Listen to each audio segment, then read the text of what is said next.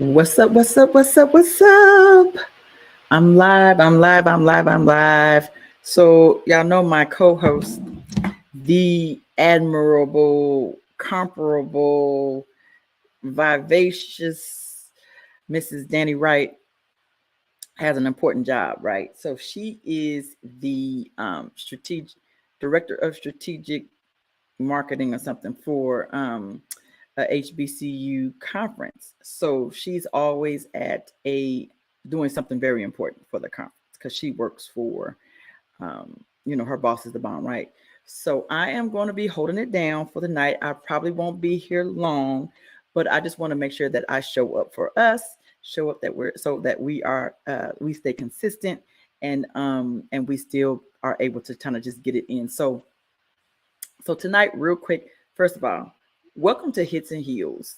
Hits and Heels. So we came up with Hits and Heels because me and my co-host Danny Wright we're football coaches and we're female football coaches, which is unfreaking heard of. Okay, so there's only maybe 7 female football coaches in the NFL. There are maybe a handful that are in college, and there are none in Division One. No Division 1 female college coaches at all, right? I think the one college coaches they're all in lower levels. They're in the JUCO level, or they're in the D2 NAIA level. There are a couple of college coaches that are there that are female. But other than that, there's not, because I coach on the middle school level, and I think one of my teammates that plays on my team coaches for a high school in Louisville. I'm here in Lexington, Kentucky, and I know here I'm the only female coach here, and I think I was the first female coach. So we're talking about Black History and last month, and I love talking about the impact that we have had um, on the world, but especially in the sports arena, because our impact on the sports arena is what really, I think, catapulted the whole civil rights movement, and a lot of broke a lot of the barriers that we had. Because as an athlete, white coaches wanted athletes to play because they saw how dominant we are, and so they had to kind of let us in, because they would have been mad as heck if we'd have just had all of our own leagues and then played against them, and then we were always winning the championships because we would be so dominantly physically dominant against non-white teams, right? And so it's a little controversial, but that it is what it is, right? It is what it is. One of the things that we have is we're gifted and we're innovative, and um, we're able to bring a lot to the table when it comes to sports athletics, um, and it helps to build the, I don't know, it just helps to just knock down those ceilings um, that we have, or the barriers that we have, um, that has forced us to conform to the world. Because one of the things that I think I used to say all the times, I think one of the worst things that ever happened to us was segregation. And so before y'all come for me um, and think that I'm racist or whatever like that, my grandmother was white, and I love her to death. And I have white great aunts and great uncles because that's who my family is, right? But the reason why I feel that desegregation um, hurt us, again, is because it forced us to have to deal with just too much just drama, right? So when they created like the Black Wall Street, and I think what a lot of people don't understand is that Black Wall Street was burned to the ground, but then it was rebuilt again. But when it was rebuilt, they integrated.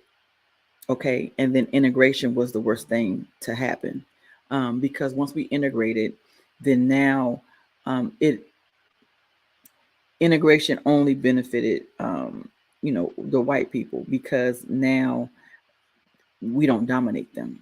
We don't dominate. And it's the same thing as in sports, right? In sports, if we were had all black teams, we would just totally just dominate.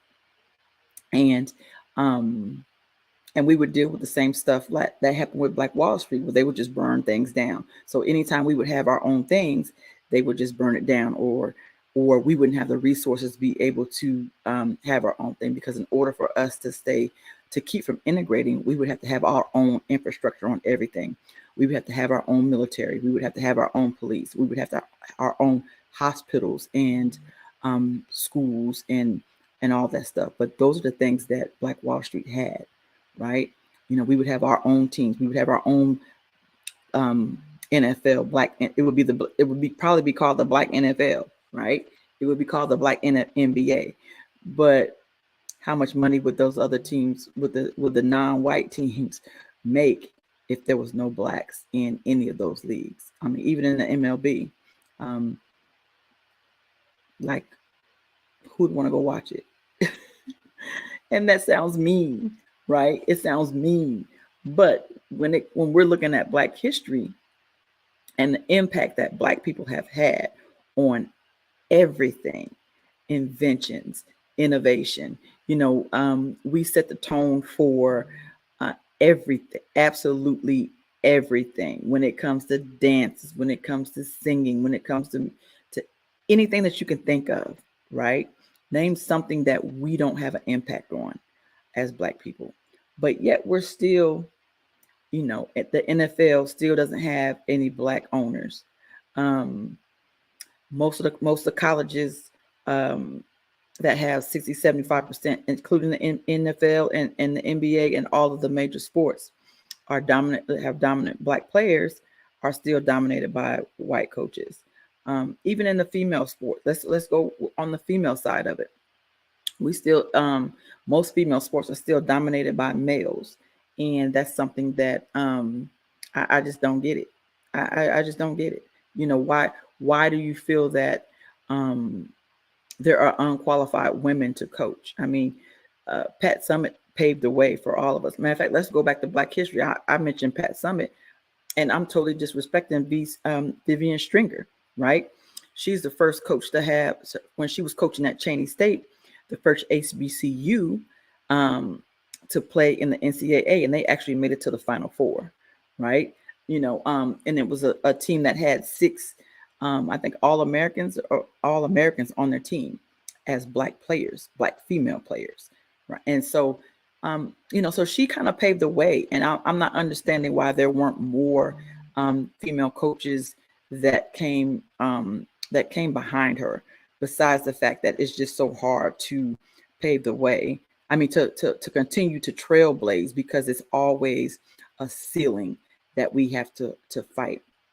One of my mentors that I really, really like, she's not a mentor, but one of my coaches that I really like right now is Dawn Staley. And Dawn Staley has totally just fought for what was right when she sued the school for equal pay. Her team is the one that's winning, but yet how come she's not getting the same amount of pay that the male coach was getting?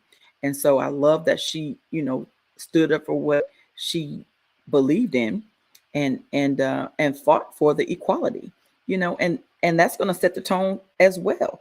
I feel like she set a precedence that's going to set the tone for a lot of more of equal pay. I know that the NBA, the WNBA is fighting really, really hard, about equal pay, with the NBA. That's never going to happen. Like, it's just never going to happen. There's, until women dominate the world, there's more women than men. Until women start stepping up in those areas where we have to support each other, that's the only time that we're going to be able to see any change on anything. So when women start to step up and support, the WNBA games and the pro soccer games and the pro softball games and any women's professional organization on a regular, just like, we support NFL games and pack those stadiums out, then we're not going to be able to see a change in the equal pay and the money, because most of the NBA teams are taking a loss because they're carrying the WNBA teams, because they're not getting the amount of support that they need in order to sustain being able to pay them. I think the highest paid player in the NBA in the WNBA was like $225,000. Like that's way less than I think the league minimum in the NBA of somebody that's sitting the bench that's not even an all-star or that's not even that doesn't even have a name. But we have all-stars and Hall of Fame players that are in the WNBA that are that are just making a couple $100,000 a year, and that's the reason why a lot of them go overseas. That's the reason why Brittany Griner got stuck over in Russia, was because she had to go overseas in order to make the type of money that she felt like she deserved to play, to be paid when she wasn't getting that pay here. Luckily she came back and her team just signed her back to a 1-year contract.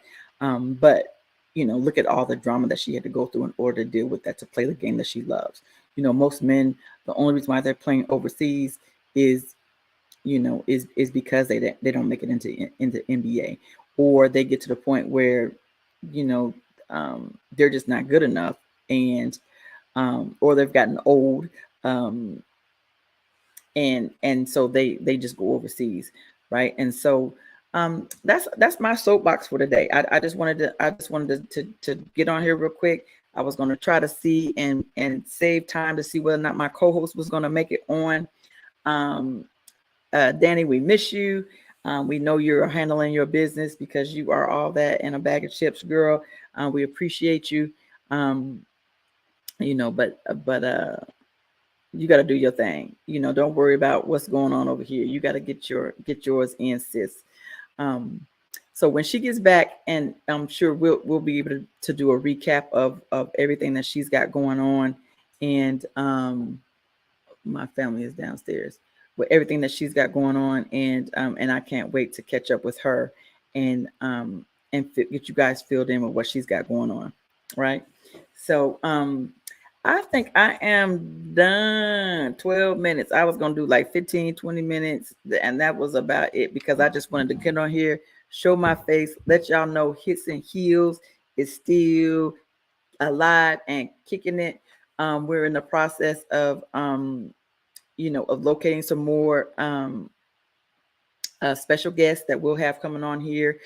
Sorry, I don't have no intro and outro, but we're gonna tidy all that up, because Danny is like the backbone of all the technology stuff right here. All I do is just show up, right?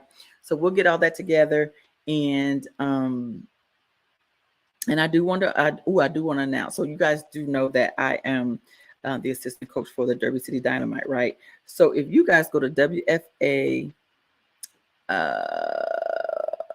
it's WFA Pros. Oh my God, I done messed it all up. Anyway, if you go to my page, there's a link to a TikTok video where my team is in a contest on how many likes they can get. So when you see that, if you go to my page and you see that Terry Mims Bryant is my Facebook page, click on that link and just like it. You don't have to. We're not asking you for no money, or we're not asking for anything like that. But we're just trying to win a contest. And if you guys can do that, I really appreciate that. Right? Okay. Now, here in Lexington, we're in the middle of our regional basketball championships. Guess what?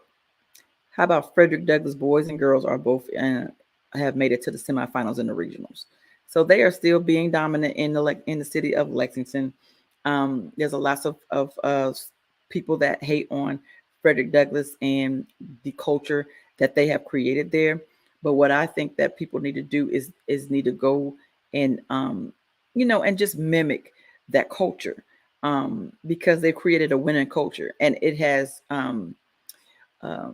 it started off with the football team winning the state championship, and now I think it like minds, you get like minds, and I think it has crossed over to the other sports, because even during football season, I think our soccer team did really, really well, and I think we have some other teams that did really, really well as also at Frederick Douglass, and so they are continuing that winning tradition at Frederick Douglass, and so I'm super excited about that team. When Danny comes on, she'll be able to tell you guys about what she's got going on over in Ohio, and her favorite team, because I think she's still salty about her Eagles losing in the Super Bowl, but we still love us some Jalen Hurts, and I can't wait to see what the outcome of the draft and the outcome of all the transition in the NFL is going to work, is going to see. I would like to see, so Chicago has the first round pick. So word on the street is it could go either way. Either they're going to trade Justin Fields for a new quarterback, or they're going to trade. I just saw lightning. Sorry. They're going to trade. They're going to do a trade for, I guess, like a bunch of people, so that they can get some people around him to support him. And I'm hoping that that's the case. I'm hoping that they keep Justin Fields in Chicago, and I hope that they'll get him some help on the offensive line and some targets as far as a wide receiver and running backs. I mean, he's got to get some help all around. Like, they need people like throw the whole team away and get a whole new team, right? So we're huge Justin Fields fans. So the girl, so y'all know I'm in Kentucky, right? So did y'all see the brawl with the whole Kentucky girls at the SEC tournament? I guess they done cleared the bench. 8 people done got ejected from the game. It just really just made the the game look so bad. It was so embarrassing. I just my heart is just out to Coach Kyra Elzy, because she is a class act. And now the Florida girl started it, right? So she threw a ball at her. It was like she's playing dodgeball. She threw a ball at the girl, and then she charged after the girl. You guys got to go to Twitter and see the video. And and then it was over by the bench. So then like 4 or 5 people cleared the bench. So if you clear the bench, that's an automatic ejection. So I think it was like 4 or 5 girls from Kentucky team got ejected, and I think there was only 2 from Florida, but it was like 2 starters, right? And so neither team is really good this year. So they were both struggling. But I think Florida is one of the teams that that Kentucky actually was able to beat in the SEC this year, because the SEC women's is just like football, right? The SEC dominates women's basketball, and when you see the tournament come out, you'll see that they'll be of course Dawn Staley, Coach Staley, and South Carolina is going to lead as a number one. As a number 1 seed, but you're going to see, Ole Miss, and you're going to see a couple of other teams that's going to come up there that are actually really good. Tennessee is still in it. That new coach has brought Tennessee back up, and then of course we'll see we'll see Gino Auriemma, and we'll see Stanford, and I forgot, of course LSU. Kim Mulkey is now at LSU, and she's got LSU totally killing it too, even though South Carolina beat that tail. Okay, so anyway, so it is storming here like really bad, and I'm seeing some thunder and lightning and stuff. So I'm getting ready to get up off of here. I told you that I wouldn't be on here long, but okay. So, but Hits and Heels is just all of it's all about just our commentary about sports. Sports is really very impactful to Danny and I. I always say all the time that sports saved my life. And so we love being able to talk about it. And that's how we were able to create Hits and Heels. We met through a mutual friend, and we were just talking football on a daily basis. And then we just got to the point where we were like, okay, our conversations are off the chain when it comes to sports. And, we just totally just connected on that area. And because Danny is who she is and the innovative person that she is, she was like, well, let's do a podcast and let's just make it happen. I said, I messed up, and I said, okay. And next thing I know is she got everything already set up, and, she done did the graphics, and I love our colors, and, that's all Danny. It ain't got nothing to do with me. All I do is just show up, but Danny does all of that and all the behind the scenes stuff. And I'm so appreciative of her. So anyway, I just said I was done. Didn't I just say I was done? I'm done. I'm done. Anyway, so I love y'all. Peace, love, and hair grease. I'm not getting ready to do no outro or anything like that. I'm just gonna log off and have a good one.